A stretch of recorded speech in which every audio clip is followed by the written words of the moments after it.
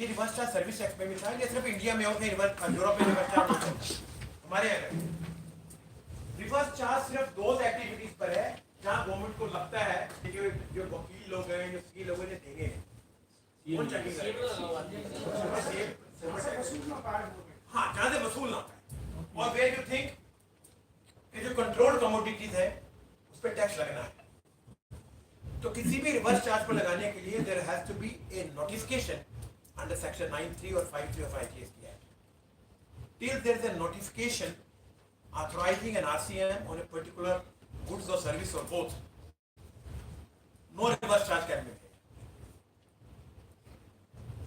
That is supposing you come to an entry where there is no tax, forward tax है ही नहीं, किसी schedule में है ही नहीं.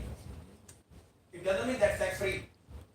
You still have to go through whether the same goods or services can be a part of any notification. That is forward में कहीं schedule में नहीं है. This can be unclassified 18%. GST में भी there is an entry unclassified 18%. Right?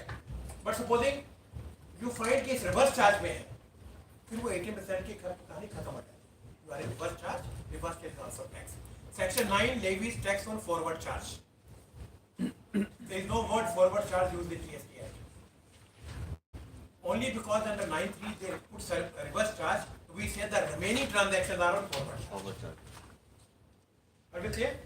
So input service, capital goods, input tax, input tax credit, and reverse charge. Reverse charge is a tax by the recipient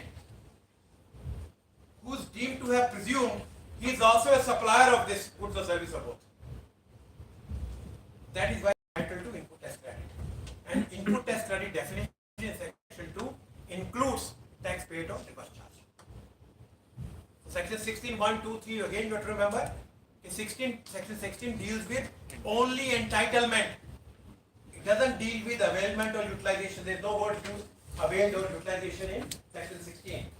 So section 16 deals with only conditions which you must satisfy all in order to be entitled to take that input tax credit into your electronic credit ledger.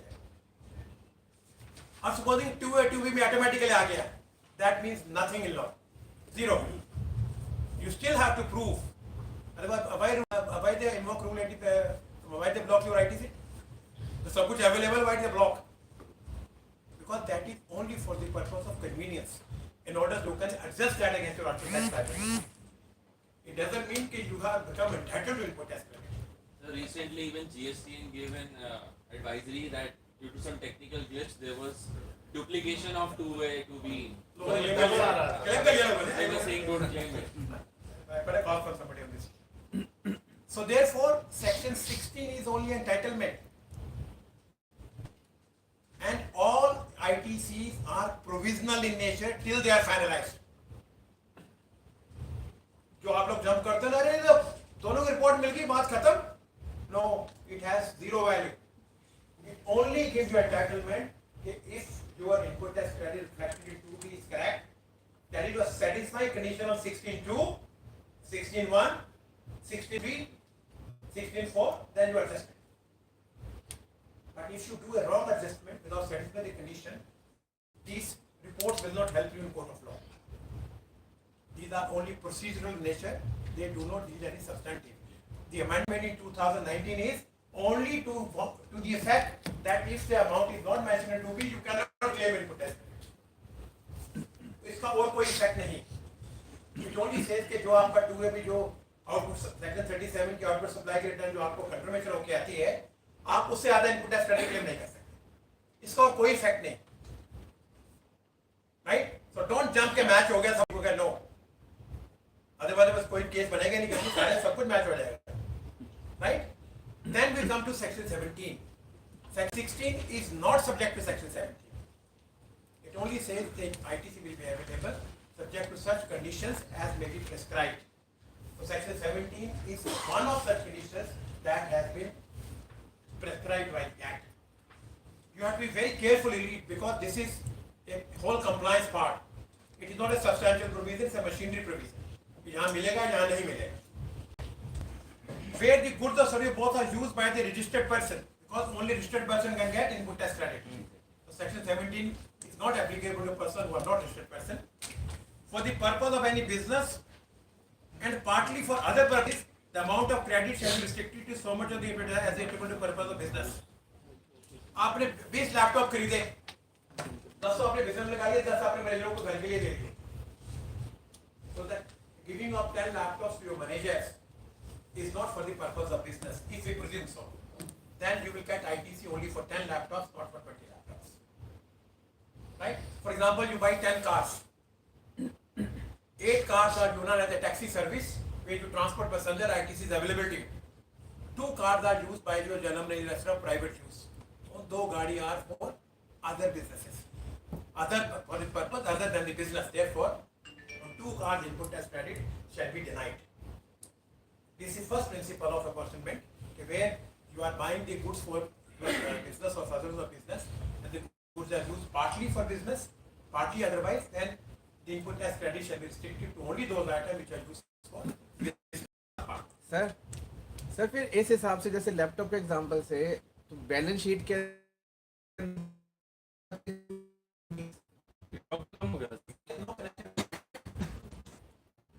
Accounting में effect करता है. Laptop दिया तो ये तो कम हो जाएगा ना sir. Sir, on a lighter thought, just to add some lighter notes, why would you listen to him and leave 10 laptops का GST? What are you doing at 120 और राहुल का कार्ड भी रख लो. I think you have a point. You want to say कि अगर मैंने business के लिए 20, no, it's a part of your asset schedule 6 में कवर होता है. If you see companies that schedule 6 definition, they define asset. These are assets only for the purpose of GST. You are reclassifying these products. You cannot say कि 20 tax का business ने पैसे नहीं दिए. They are your assets. किसी के पास भी पड़े. Right? So therefore your question is correct, but this is not correct to the extent कि will you show only 10. मतलब 10 आप खा जाएंगे. पैसे किसने दिए? Business ने दिए. Yes. So only for the purpose of GST you are trying to regroup this asset, saying that these are for businesses, these are for personal. जो जितनी गाड़ियां आप अपने मेरे को देते हो वो बिजनेस में दिखाते नहीं आते. दो शेड्यूल भी बनते हैं. नहीं पता क्या बनते हैं, but principle I know schedule 6 each word I know definition. पहले शेड्यूल मैंने कभी अपनी भी नहीं देखी, मुझे बनानी आती. नेक्स्ट, वेट द गुड्स और services. Keep reading carefully. Goods services of both. Here also goods services of both are used by the registered person partly for effecting taxable supplies, including zero rate supplies under the Act or under the integrated version, partly by exempt supplies under the Act. The amount shall be restricted to taxable. That is, for example, your total turnover is 100 crores and your ITC is 10 crores. Your taxable supply, whatever rate, 1%, 2%, 3%, whatever, it should be taxable at whatever rate. Taxable supply and zero rating, that is the export of goods or services under Section 16 IGST Act.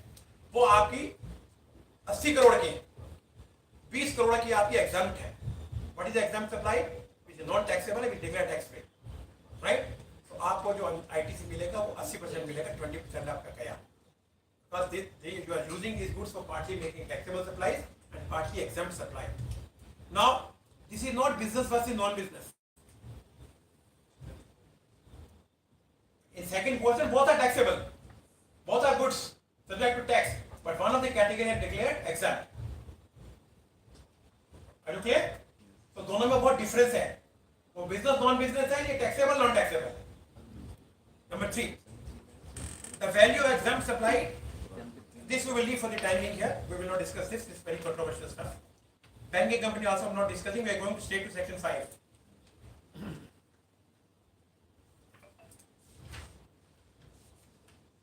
Subsection 5 is the only subsection that starts with a non-obstante clause, notwithstanding. So read further, notwithstanding anything contained in subsection 1 of section 16. What is 16(1)? That gives you entitlement to input tax credit. Right? They say notwithstanding what is contained there, under this provision, you will not be entitled to ITC if the following things happen. Remember notwithstanding clause? What does notwithstanding clause says? Notwithstanding anything contained in subsection 1. That is, this overpowers only subsection 1 of section 16, nothing else. 16.2 still remains, 16.3 still remains, 16.4 still remains. So this particular surplus 5 of section 17 overpowers only subsection 1 of section. That is the meaning of notwithstanding. I think subsection 1 of protest credit, the deemed to letter, but provision there. Special provision dealing with not be available. What is not available? Tax credit that you are not entitled. They are not using the word, it will not be available or utilized. At the threshold itself you are barred. Entitlement is subject to condition which you can transfer to. Right at the threshold they say no credit shall be allowed. So there is a notwithstanding. Then we go beyond availment. Entitlement availment difference क्या है? Difference क्या है? कि जब तक आपकी ये condition satisfy नहीं होगी आप ले ही नहीं सकते. Only when you satisfy the condition you get avail it. जब तक आपके पास चेक नहीं हो तो बैंक पैसे देगा आपको. A check entitle you to draw money from bank. Condition fulfil हो गया, आप एंटाइटल हो गया. If you don't have a check, can you avail the money? Therefore you cannot utilize the bank services. Same meaning here. Entitled